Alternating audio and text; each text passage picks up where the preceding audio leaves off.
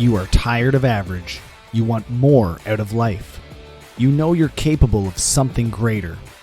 This show will help you become resilient in your home, at work, and in your community. Welcome to the Resilient Humans Podcast with your host, Kevin Wood. Welcome back to the Resilient Humans Podcast. And today's guest isn't here to sell you anything. He's actually here to share his raw and real story. Cody is a career and volunteer firefighter, a husband, a father of 2 boys, and someone who's walked through trauma and come out on the other side stronger through what he calls post-traumatic growth.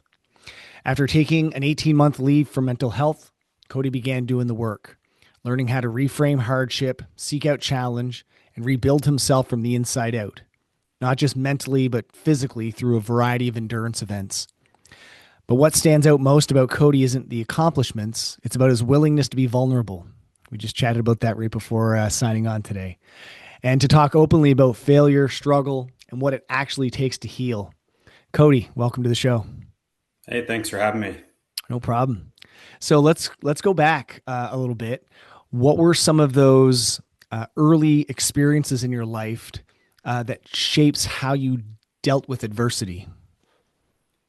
Yeah, I think I said for me, it was learning how to leverage the tools.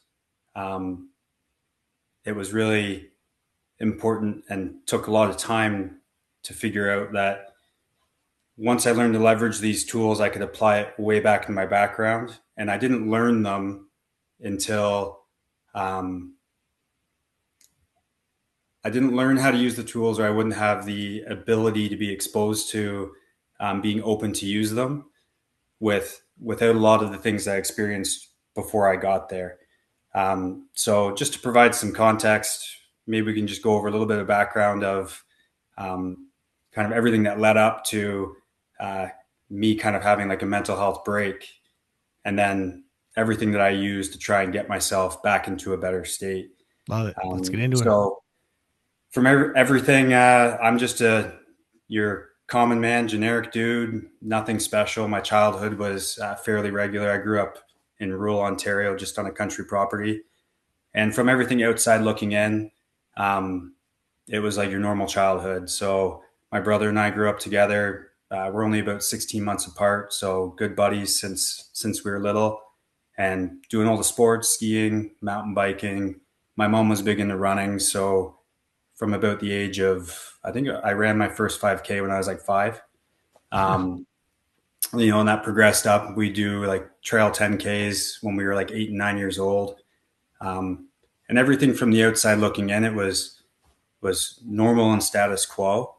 Common amongst many people, with me growing up, was my parents divorced when I was about 8. So from the outside looking in, nothing was really extraordinary or different. But when we took a peek behind the curtain, and what a lot of people didn't know was, from the outside, everything looked normal, but our home life was pretty turbulent. I had a fairly abusive father who struggled with addiction and alcoholism. And being able to look back now, I understand that he was dealing with lots of mental health problems himself. And that's what created his behaviors. That only comes with insight of being an adult. You don't recognize that when you're a child. And so we lived in these two worlds. When I was with my mom, she remarried a fantastic guy who I consider my father. They got together around, I must have been 8 or 9, after my mom and dad had split. And it was a great example of a healthy relationship with those two. And when we were with them, we were loved and supported and looked after. Then on the flip side, I look back now, and it was great to have this contrast with 2 different types of people. We had my father, who, when we went there, we would get three types of dad that we would show up to. So my brother and I's favorite was the absent father. So on Wednesdays and weekends, he'd pick us up. Example of our typical night would be, he'd pick us up, we'd shoot into town, at like 13 years old, he'd buy us a case of beer. We'd go to Blockbuster, get some video games, and a slice of pizza. And then he would just take off and go. He was always helping other families, other people, or whether it was one of the relationships he was in, he'd be off with that family. And my brother and I would just be left alone at his place. The other one that we would get, typically a very, especially if he was drinking that night, we get a very violent person. So very verbally abusive. Sometimes he'd get physical. And just for some context, like to the point where my brother and I used to barricade ourselves in our room and put furniture in front of the door to kind of keep him away from us. Then the last and final one that he would swing to would be normally after one of his explosions, he'd try to do something to make it up to us. So it would be promises of Disneyland, trips, dirt bikes, like all of these different types of things as he tried to reel us back in. And so it was, as we grew up until I was about 16, that was the life we were living. So we'd either be with my mom where everything would be very supported, very safe, and very happy. And then the other contrast was with my dad was very turbulent, very unpredictable, and living in a parasympathetic state because we were constantly under stress of trying to figure out, what's going to set him off, what's not, who are we getting today. At about the age of 16, we had an opportunity to actually go to the Philippines. So my brother and I took a year off high school. Ultimately, my brother never returned. And we went off to the Philippines to go work on a boat. And the idea was we actually went with our dad. And part of it was to remove him from his environment and maybe we could help build a relationship together. And that did not work out quite as planned. That living in a small space with somebody, I think we either had the opportunity for it to go really well, or like many times when you live closely with people, things can start to go off the rails. And so at 16, there were some events that happened that I decided that I was done with that relationship. And when I came home, I just cut ties and I figured there's kind of one bad thing in my life. I'm just going to cut it off. And so at that age, I came back to high school and I took all of that had happened for all those years previously, and I just put it on a shelf. And put it in a box on a shelf in my head, and kind of forgot about it. So grew up, I kept going, went to high school, regular jobs, construction jobs, continued with my athletics. Life was good because I was just living with my mom. My brother was still living abroad. He did some traveling. And that was just kind of life. And I ignored what had happened previously and forgot about it. Things would come up about my dad maybe coming home. He remained in the Philippines. And they would come up and I would have some reactions. So, if you mentioned his name or he was coming home, I could feel myself, I get worked up. And a lot of that would be that fear coming back or that anger that I had against him because I had never addressed it. As I progressed through high school, I graduated. A deal that my stepfather had made with me is if I graduated with honors, he would send me anywhere in the world. A plane ticket anywhere in the world covered on him. So naturally, I chose to go to the exact opposite side of the world in New Zealand and took off there for a year. So I'd saved up doing serving construction about 10 grand to live on for a year. Ended up living in the back of a 93 Toyota Camry hatchback and just was a beach bum for a couple months. Picked up a job on a 16,000 hectare sheep farm. That also was a winery and a restaurant. So my days were spent either working with the flock. The owner had a helicopter, and one of my jobs, he'd fly me up and I'd cut down trees for the day. Other things I did there, I ended up working at a pizzeria at a ski hill. I had been my brother and I were mediocre ski racers and had done some coaching. So I was working at the pizzeria. I got to meet one of the New Zealand women's Olympic team coaches, and he found out that I had a little bit of background in racing. So he brought me on to his staff as an assistant coach. So really, I just carried gates and videoed the athletes. It was a pretty lofty job title for what I actually did. When I was in New Zealand, part of my other, and this is where some of the fitness started coming in and endurance sports, is through my running as a kid with my mom. Um, I think I learned to leverage that. I found a lot of peace when I was running and out in the wilderness. And so when I was in New Zealand, I spent a lot of time hiking, uh, mostly because I was traveling a lot by myself. A lot of the hikes were either by myself or a partner or two that I'd met. And I decided to do a hike around. So this would be like my first kind of step into some of my longer distance endurance, and doing some hard things with purpose. Uh, I did a hike around what's called Stewart Island. It's off the South Island of New Zealand, very remote, and it's a 125K hike. Lots of like somewhat mountainous terrains, lots of um, bog and marsh, and it was wet season. And I got to spend uh, I ended up, I think it was around 12 days to do the 125K, and 8 of them were completely alone.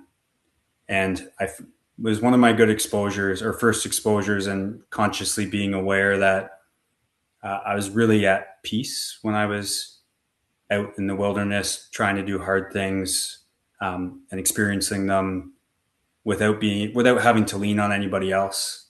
So a lot of time for reflection. And again, I can only say that now with um, the awareness I have. It's not something that I was consciously doing in the moment. I can only look back now and look that maybe it was a way for myself to have an opportunity to be dealing with some of the things that were going on inside of my head. I came back from New Zealand. I started getting into construction and was kind of wallowing around and not knowing what I wanted to do with my life. I had some interest in being a paramedic. I always had this drive to serve others. I think that came from, I look back now, my time as a kid. I spent a lot of time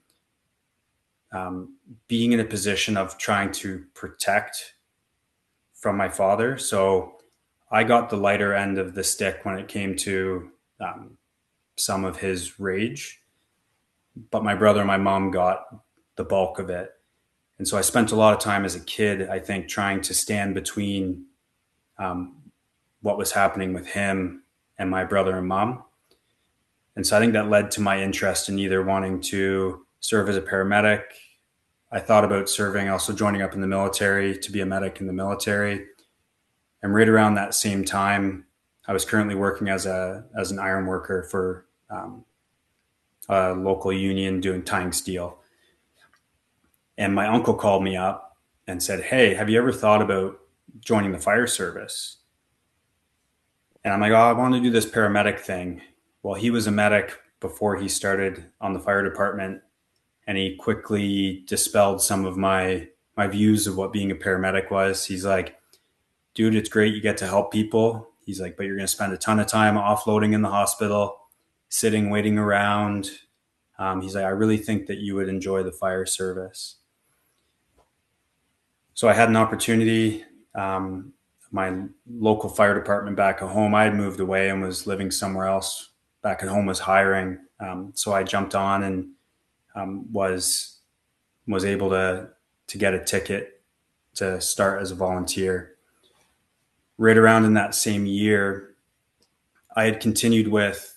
I was a big mountain biker, big runner, and I can reflect back now. I was definitely using athletics as a way to soothe um, a lot of the things I hadn't dealt with in the past.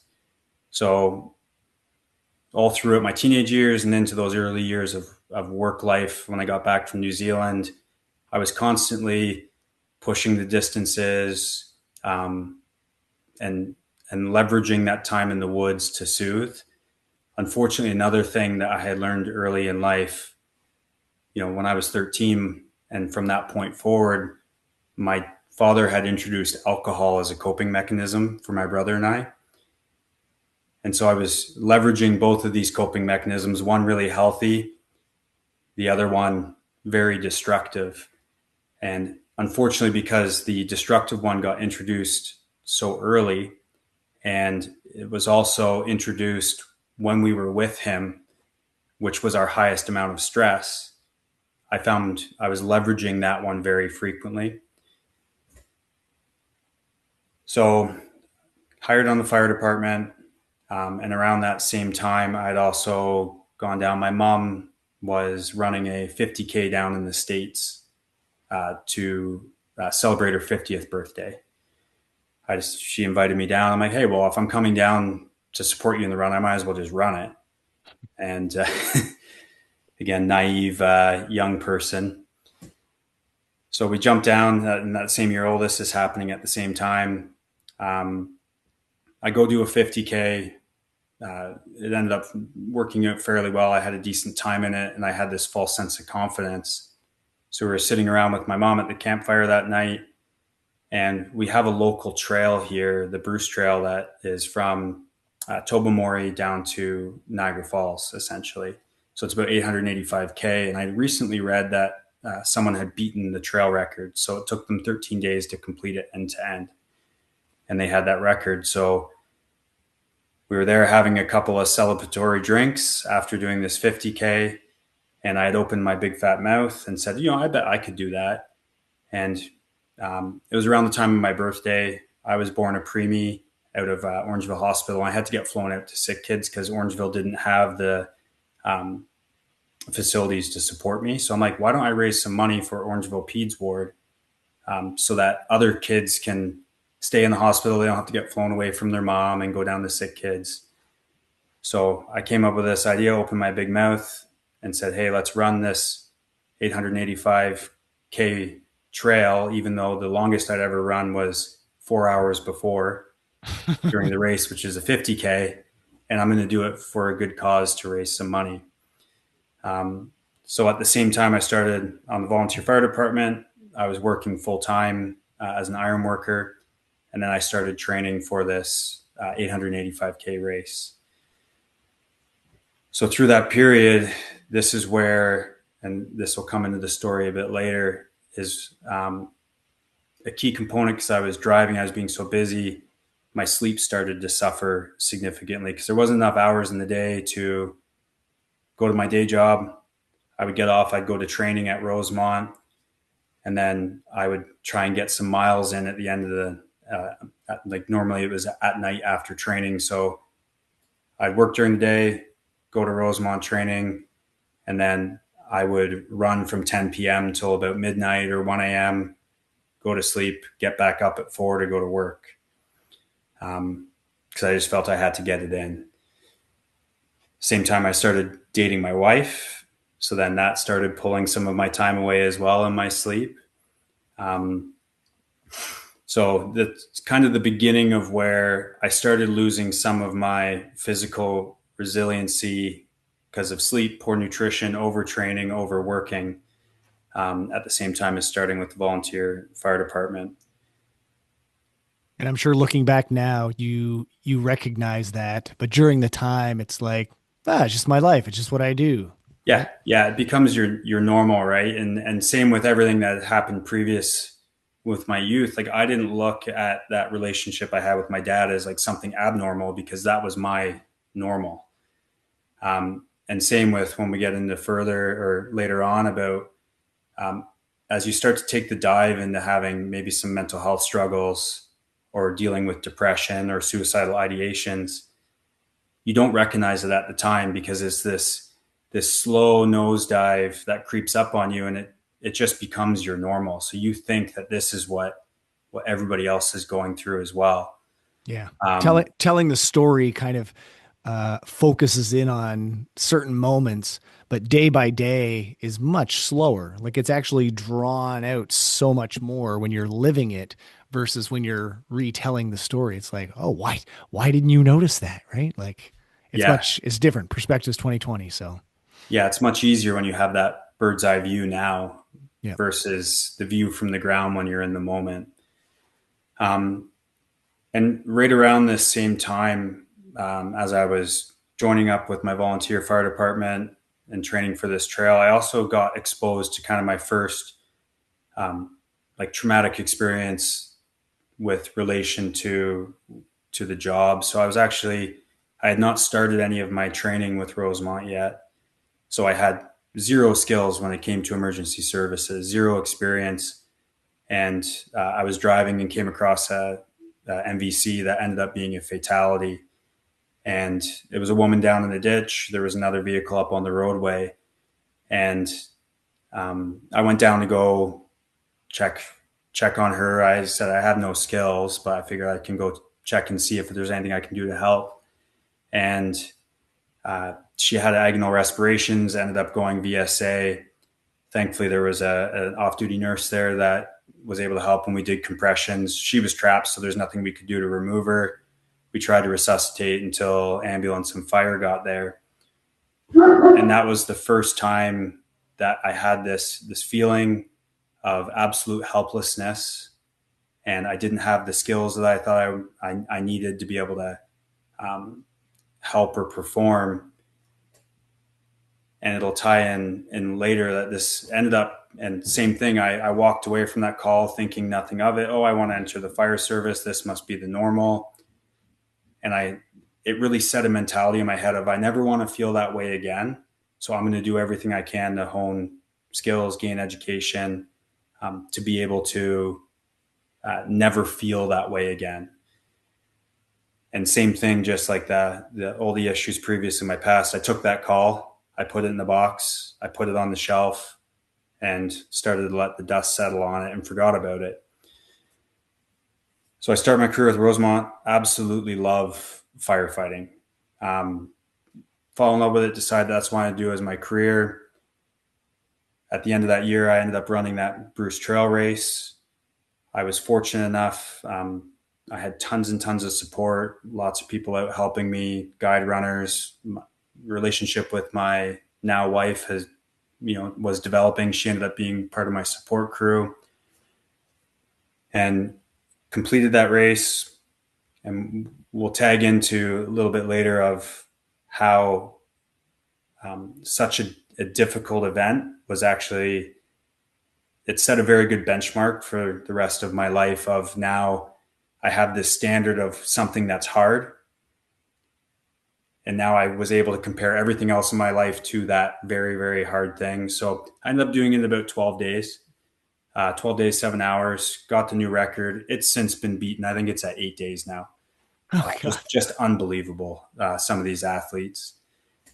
And if, especially for me, I had no idea about training, nutrition. I just figured more training was good. So I was underprepared going into it. So completed that race. Once that was done, really just focused on getting in to the fire service. I decided I wanted to do that as a career.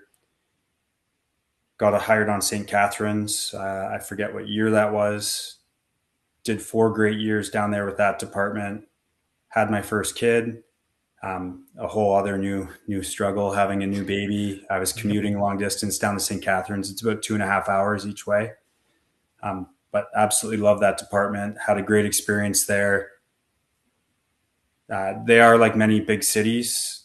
The call volume's fairly high and a lot of calls of despair. So my first time outside of my experience with my dad is dealing with a lot of heavy addiction. There's a very large addiction issue there in the city. And so started to learn a bit more about addiction, mental health struggles. And that was the first time when I worked there that I actually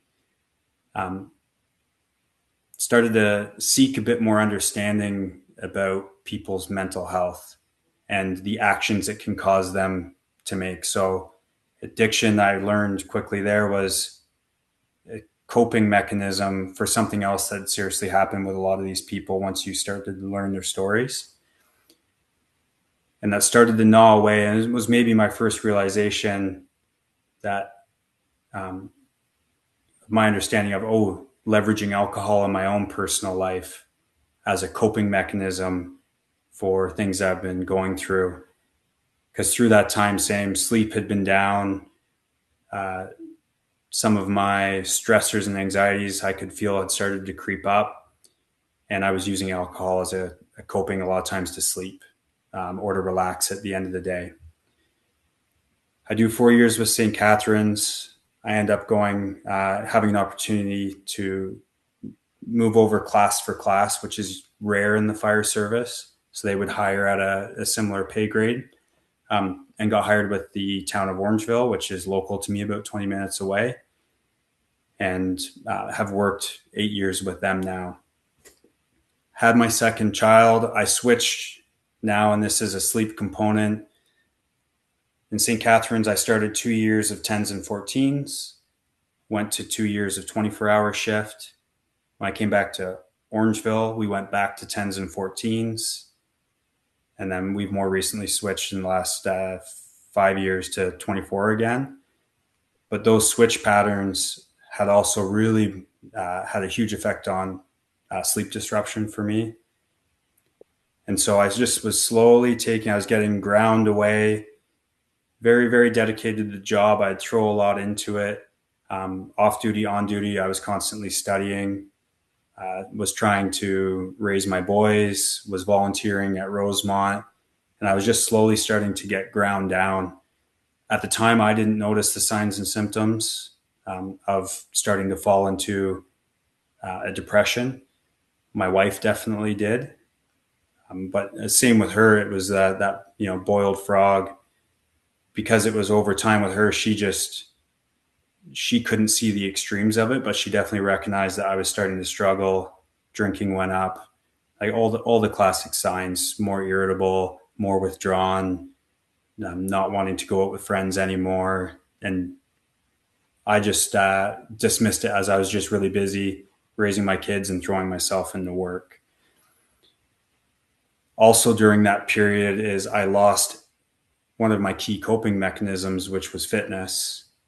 Because I felt so busy, it started to drop off. And so I stopped running. I stopped mountain biking. My workouts were limited to being in the gym, but those just turned into suffer fests. And I look back now, and what I was doing is I was trying to work myself out into exhaustion so that I could quiet everything that was happening in my head. So a good example of a healthy coping mechanism that we can take too far. And so it's actually disruptive and destructive. I just made a post recently about that most people fuel their workouts with shitty self-talk. Yes. And that was me to a T. Yeah. It was, I'd work out all of my insecurities, and it felt like it was a way to punish myself instead of, it should be a way to reward yourself. It should be a celebration of what you're able to do still. Yeah. And so, I'd be so rigid of like, this is my workout for the day, and I'm going, if I don't complete it to the highest possible standard, where, unreasonable standards most of the time to complete exhaustion, then it wasn't a valuable workout. Versus now, for me, anything, any reason to get out and move my body there's value to that. So that this downward spiral was already happening early in, I think it was 2018. I was having night sweats, night terrors. That had been happening for a few years. I just thought that was normal. Completely would soak the bed sheets, sleep issues, leveraging alcohol more and more as a coping mechanism. But again, I didn't recognize that these were issues at the time. And it finally came to a break. It was right around probably COVID time. So just like everybody else, I think we added isolation to that. Already that precarious situation, isolation, uncertainty, many other issues. I was having some personal conflicts with some of the measures that were going on. And so I was finding that those were wearing away at me. And so all this just started to stack up. And finally, I started leveraging podcasts. And that's one of the reasons I'm talking to you here today, is I found some podcasts that it was these very, in my mind, extremely tough, gritty, the Navy SEALs, the firefighters that have struggled through crazy line of duty deaths. And I discovered some of them that were talking about some of their struggles. So these extremely strong men that were talking about their mental health struggles at that exact time. So I feel like they probably planted a seed to give me permission to start seeking help. At that same time, I also started having daytime flashbacks. And one of the big ones that came back to me was that very first MVC that I had ever come across, where I felt, helpless, unprepared. And so I started getting flashbacks, and that was the first time I reached out for a bit of help. I used the EAP through work, so it's a counselor, not a psychologist. And it was helpful to have somebody to finally talk to. It was a hard step to make the call. Unfortunately, I didn't really make much progress just through the counseling. It did give me a bit of relief, but not a lot. Through that year, things started to take more drastic turn. So I would leave my house, and because of where I live and volunteering here for so long, I also now work full time in the community that I grew up in. All my family's from the Orangeville area, and I was finding like everywhere I went, I was seeing and being reminded of all the calls I had been on. So there wasn't anywhere I could drive. I couldn't leave my house without driving past somewhere where I've had a fatality or a significant call. And I was getting flashbacks and physical reactions to it constantly. This led to using alcohol to help cope with those issues more, which using a depressant while you're depressed, believe it or not, isn't a very effective tool. Shocking. Drove that sleep down even more. And that's when the suicidal ideation started to creep in. And at the time, you don't think of anything because you're not actually contemplating suicide. You're not contemplating, or you're not making a plan, but it's that first step where you start saying, well, what would it be like if I wasn't here? Or what would happen if, I just drove my truck off into a tree? And as weird as it sounds, it feels innocent in the moment, similar to when you're standing on a cliff when you're younger or a child, and you're like, oh, I wonder what it'd be like if I fell off.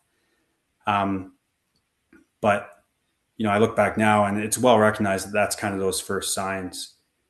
And ultimately that led up to, and the point in that I reached out for help was it led up to a very, very close call with suicide.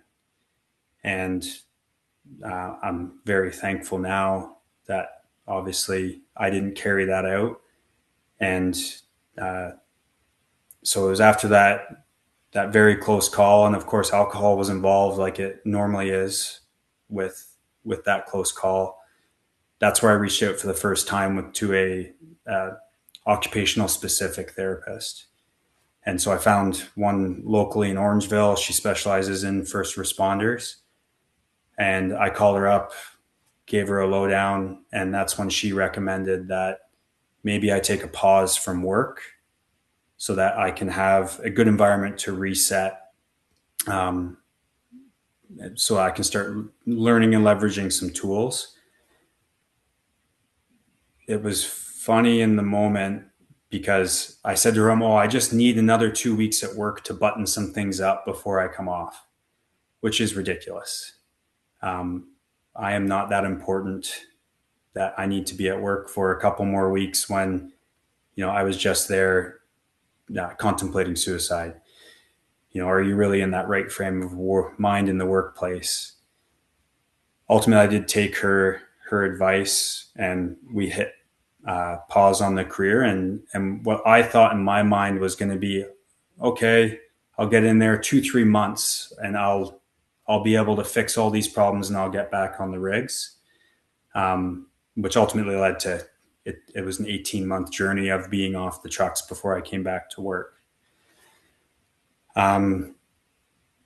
So from there, again, we could go on and cover all the tools that were leveraged through her and in recovery. Um, but essentially, it was sleep, nutrition, moving your body. Well, we had to get those covered off first, and that got rid of 90% of the symptoms. Was just simply getting sleep under control, eating the right food, and moving my body more again. And as she told me, and at first I was like, no, like let's get the work done, like let's get into it. And she's like, your mind and body are not in a position that if we start attacking these deep seated issues, you won't be able to handle it because you don't have a foundation anymore. You've knocked it out. It'll be a waste. It would be a Yep. waste. And so It's good we, that she recognized that too, because some people yeah, wouldn't have, right? Like if she would have said, "Yeah, okay, let's dive in," it yeah. could have done more harm than good. Oh, guaranteed it. Well, I was in no position. Um, Once we started digging into the root problems, if we had done that too soon, I was in no position to be able to handle it. And lost my train of thought there. What you basically described though is in CrossFit we have a hierarchy of fitness, and you just described it. Sleep is at the base, nutrition's the next level, and then the physical stuff is at the top. I find what a lot of people do is they invert it. And that's what your earlier story was basically describing. You were doing all the physical things. That was it. Like that was the number one thing. And then nutrition and sleep got neglected. And when you flip that pyramid upside down, it's not as strong. It's quite feeble and weak. And it ends up leading to other issues down the road, which inevitably you're going to have to address at some point. Just how hard you want to address it. And I love that you addressed it by stopping, right? I tell people this all the time. Even in like today we had a session. We were doing some weightlifting movements, and people were not resting between their sets.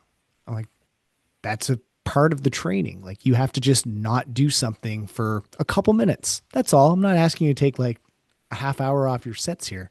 Just rest for 2 minutes and see what happens. And you'll probably get stronger as a result from resting. That's the point.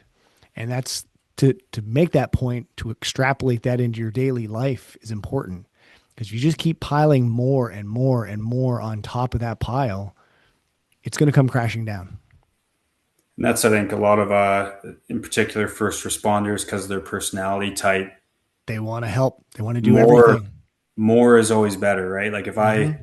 if I work out harder, if I do more distance, if I just pour more in, then that must be better. And but then when you wipe yourself out, you've got nothing left, Mm-hmm. and you create such a weak foundation that any progress that you could have made is just lost because it has nothing to sit on. True. Did anybody else? So you kind of went over the moment where you recognized what was happening. Was there anybody else in your life that recognized what was happening, or approached you about that? Or did it, from their view, look like, oh, that's just the way Cody is? Like he's just a hardworking guy. Yeah, and I think, and many of us fall victim to this. Is it was definitely my home life. My wife recognized a lot of it, but same thing is because it's this slow creep. It also becomes her new normal, Mm-hmm. and because of the wall you build around yourself when you're like that, you're also not very approachable when it comes to any type of discussion. And for her, and probably because of my past of always wanting to be always hold the shield for the people around me, I would never open up about anything. So she had no idea the things that I was struggling with in my head. And many of the times I didn't even know what I was struggling with in my All head. right. Um, but because I put up that wall and that shield, I think you don't let people, you don't show how much you're suffering. So you're able to hide it really well.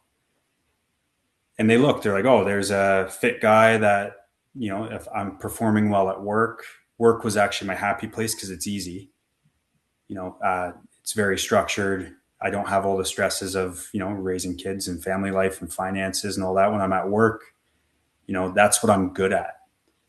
So for the people in my work, I was really close with my crew and in particular my captain. And even him afterwards, after I went off, he's like, man, I didn't see it. He's like, Mm. I didn't know that you were going through all of that. But definitely in my home life, I think they recognize, but also I wasn't open to the conversation. So I'm sure if my wife tried to bring it forward, I would have just clammed up and walked away and tried to ignore it. Been Um, like, sorry, I got to go work out or run 800 and some odd kilometers. I'll see you next exactly. week. The classic, she goes, hey, are you okay? Yeah, I'm fine. That's Yep. all she'd ever get from me. Mm-hmm. So probably getting me to talk about my emotions and even like having this discussion 5 years ago, it would have been like those scenes from The Exorcist where a priest is trying to bring the Mm-hmm. demon out. You know, I'd be kicking and screaming and You're fighting trying it. to Yeah. attack and anything I could possibly do not to let it out.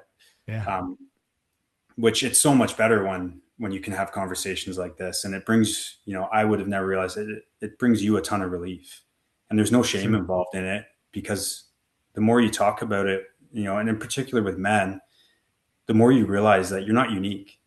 They're all suffering through it as well. And when you start to open up with them, it gives them permission to do the same with you. And great advice is, and this is my psychologist brought this up. She's like, you should talk to yourself like you talk to your friends. So if you're going through tough times, be kind and compassionate with your friends with discussions. You do everything for them. Why do we treat ourselves any differently? True. There's a video of Um, an actor talking about that. It was, what was his name? Wentworth Miller. And he was saying same thing. Like if I talked to my friends the way I talk to myself, I wouldn't have any friends. yes. Yeah. Something to think about. Yeah. Yeah, it's true. Self-talk is so important. I remember I actually just finished up listening to one of Scott Hewlett's podcasts, The Rookies.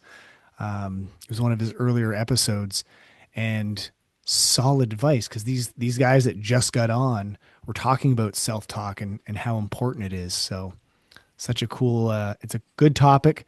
It's one that I talk a lot about it on this podcast and in my personal and professional life as well. So uh, it would be great to be able to influence other first responders in that same way because there is that.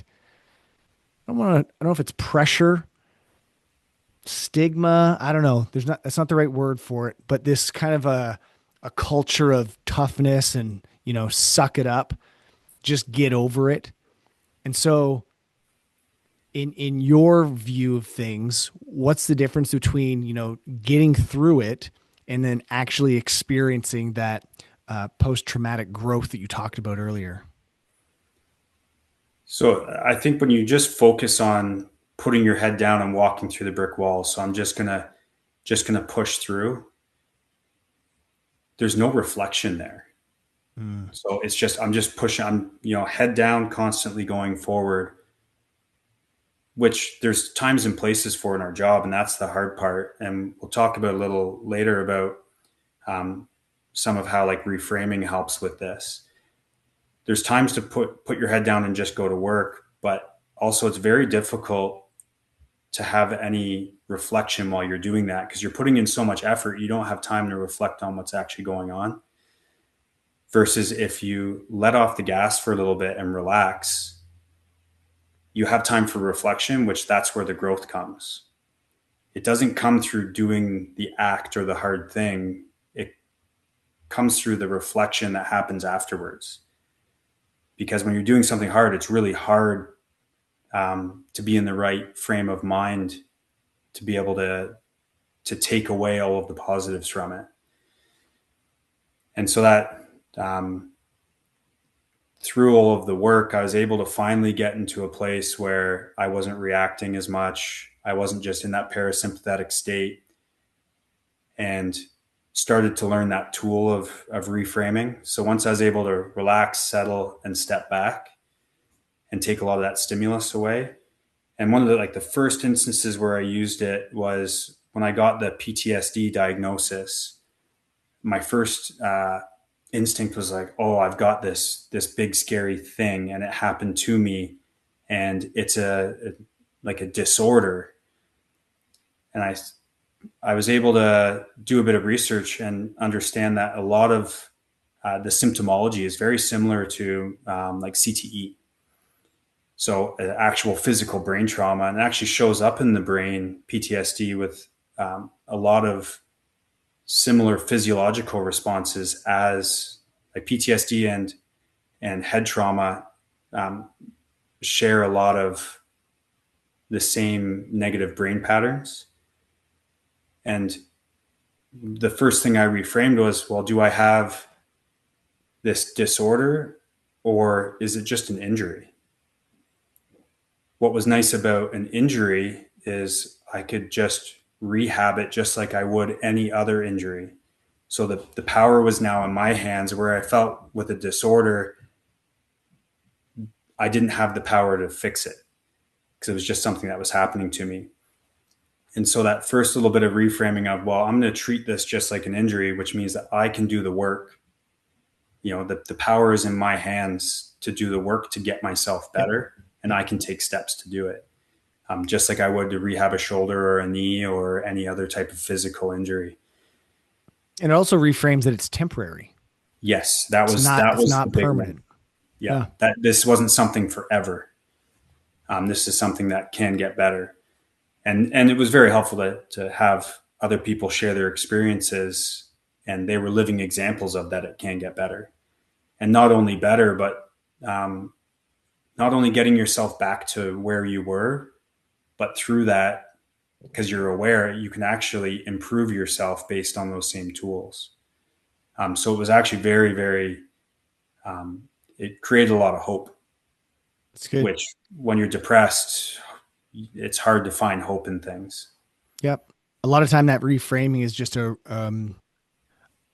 reframing of the language that you're using around whatever it is that you're experiencing. So somebody that says, I'm depressed, well, that feels like it's all of you from head to toe, right to your fingertips. All of you is depressed.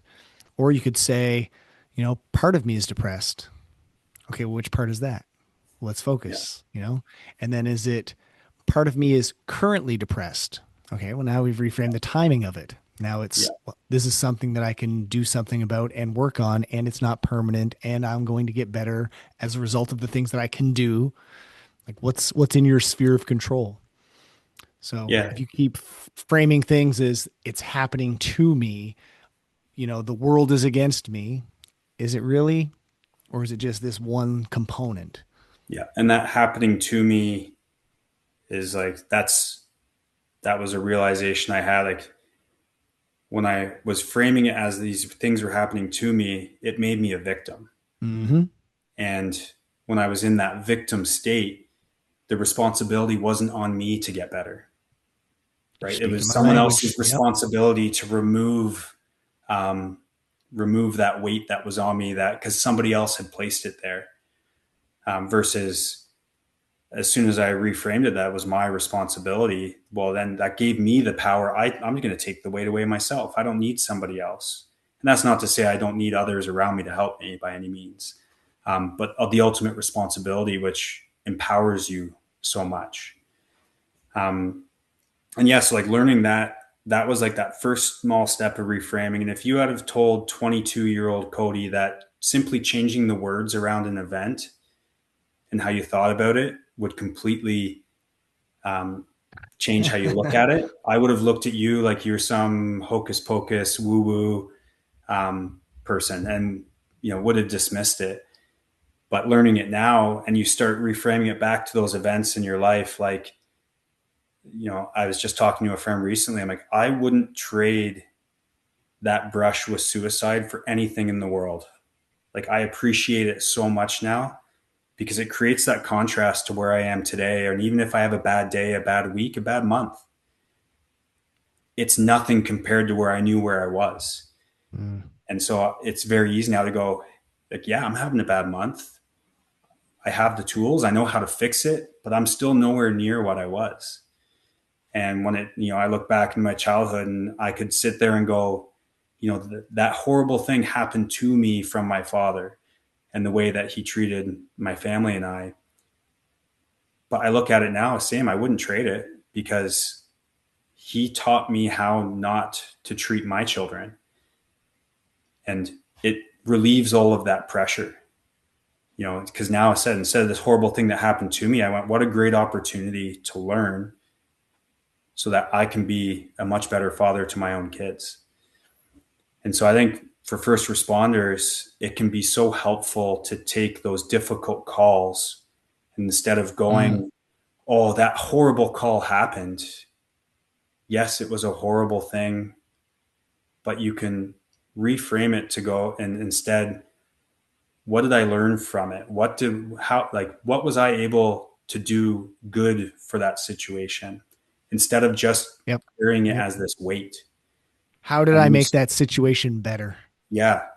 And, Because with you, it would have been worse if you were not there. yes, exactly. And I use the one that really clicked for me was we had a 3-month old that was VSA, and I came back from that call and like I was carrying it really, really heavily. And I was just sitting on my front porch, and versus before I would have distracted myself and hid from it and worked out and drank and anything to not think about it. And instead I just sat and reflected on it and let everything come. And it felt very heavy. And I was thinking and running through the call in my head. And I remember I was thinking about, I'm looking, I'm revisualizing the call and looking around that room. I'm like, what an amazing moment. We had, 4 firefighters, 3 paramedics, 3 or 4 police officers, uh, doing everything they possibly could for this person. You know, uh, all of their skills, knowledge, experience. This child from the history had a pretty tough 3 months of their life. And this group of people were able probably to show this kid in those few moments more love than potentially they've had ever in their whole Right. life. And so what a great opportunity. And if you had asked me 5 years ago, could there be any good to be gleaned from that call? I would have been like, no way. That Worst was a day ever. horrible, everything would be bad about it. Yeah. But once you use that tool of reframing, you can start to look for good in it. That's so cool. I I usually end my podcast with a specific question, but I want to like blend it into something else. So for those listening, what's something that they could do either on the hard side or the soft side to start building their own personal resilience? So I give an example of both. Great. Awesome. So on the soft side, and said this is a hard thing to do for many of us, is take the opportunity and be vulnerable um, with someone that you care about. So express something that you're struggling with. Lay something out on the table that you've been keeping to yourself. And I know that seems soft in the moment, but it's also a very difficult thing to do. And you'll notice as well is that opens the door for them to offload onto you as well. So I've always had to look at it because I have this drive to protect people. But my wife phrased it really well as, if you're not vulnerable with others, you could very well be taking away their opportunity to be vulnerable with you. So if you lead with it, it can open the door for them to offload onto you. So by you being vulnerable, you're helping somebody else. And then on the hard side, you know, for me, I find so much growth and benefit in challenging yourself. And for me, I choose physical challenges a lot. Um, so pick something that challenges yourself that you might have an opportunity of not being successful. So don't just do something that you think, oh, this is hard for 45 minutes. Is pick an event in your life that's going to be so challenging that maybe 50% chance you're going to be successful and 50% chance you're not. And go out and give it a try. And what you're going to take away from it, if you push yourself hard enough, you're starting to raise your benchmark of resiliency, because you will always compare today to the hardest thing you've ever experienced.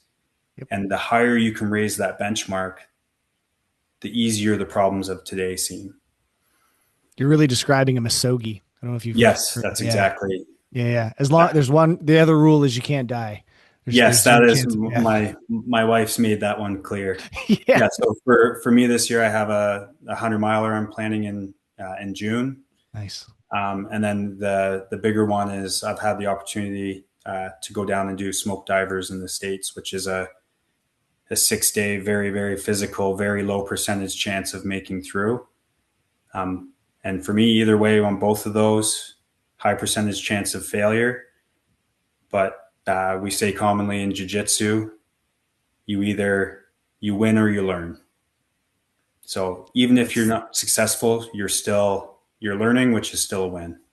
That's the lesson. That's kind of that'll be the topic of the title of this episode, I think. I'd love to hear what your definition of resiliency is in your own words. Yeah, I've heard this definition hundreds of times now, and everybody's different. So I'd love to hear your rendition. Yeah, for me, it's just the courage through hard times to keep taking a step forward. So even no matter how small that step is, and no matter what you're working through, is just that ability to keep moving forward through difficult times.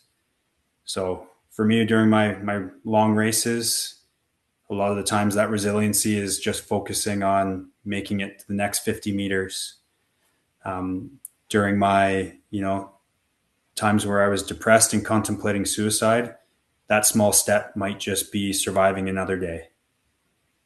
And it's just doing that day after day after day. Love it.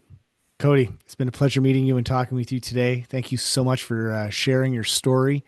Anything else you want to let our listeners know before we sign off today? No, I think that's it. My wife's like, oh, you should give people your social media in case they have any questions. I don't go on it. I just surf fire stuff on it. That's it. I think my last post was from like 6 years ago. Okay. Yeah, right on. But if anyone's struggling, feel like they need to reach out, if they have any questions about or need some advice on some things that have worked for me. I'm not big on giving advice. I can only share with you the experiences that have worked for me. But feel free. I can give out my cell number. People shoot me a text. If you try and call and I don't know the number, I probably won't answer. Yeah. So always shoot a text. So if anyone out there that's struggling or just wants to chat, it's 519-216-2797. Right on, my man. Again, thanks again. I appreciate you and your story, and thanks again for coming on. Perfect. Thank you. Thanks for listening. If you enjoyed this episode, please share it with others or leave a rating and review. To catch all the latest episodes, be sure to subscribe, and I'll see you next time.